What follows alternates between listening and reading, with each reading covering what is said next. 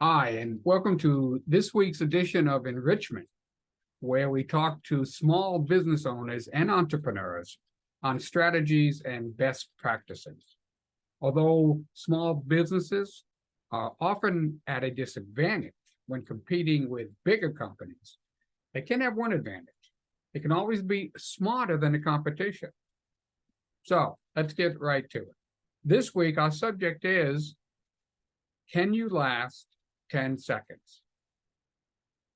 Now, usually our enrichments tend to be a bit philosophical, but today we're going to lean towards the practical. We're going to talk about email, specifically marketing-oriented email. The most recent 2023 figures reveal that 347.3 billion emails are sent every day. However, only 17%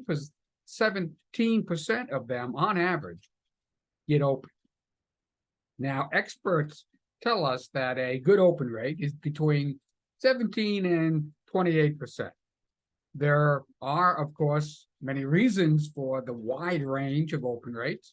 For example, government emails have an open rate of 46.3%, while emails touting vitamin supplements have the lowest at 15%. So as small business owners and entrepreneurs, we need to understand how we can get our emails open. So today, let's just focus on a couple of things. Every article you find on the subject of email and email rates start with the same thing, your subject line. In his book, How to Write Copy That Sells, Ray Edwards makes the simple statement, the headline is the ad for the rest of the ad. According to an article on LinkedIn, the average time reading an email is 10 seconds. And these are emails that are actually opened. So not only do you face the uphill task of trying to get your email open, if you win that battle, you've got 10 seconds to grab their attention and keep them reading. So we're just going to focus on a couple of things to get you past that 10-second mark.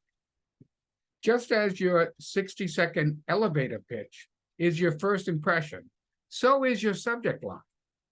Now, with your subject line, the bad thing is you don't have the body language. You don't have the nice clothes. Well, or a companionable professional atmosphere supporting you. It's just the words of your subject line. As explained by Miranda Paquette, writing for Constant Contact, there are several ways to create a subject line that will at least get your email opened. First and foremost, keep it short. Don't try to explain anything in your subject line. Just focus on getting their attention. Limit the subject line to 5 to 7 words. Now, I know, I struggle with this all the time. Very few of us can write like Hemingway did when he wrote, "For sale, baby shoes, never worn." 6 words that tell a complete story of joy, tragedy, and loss. One of the things you can do is ask open-ended questions, such as, do you need inspiration today? It's a great way to get someone to stop as they scroll through their email list. Using a deadline is a tried and true attention grammar. Only 2 days left for exclusive pricing.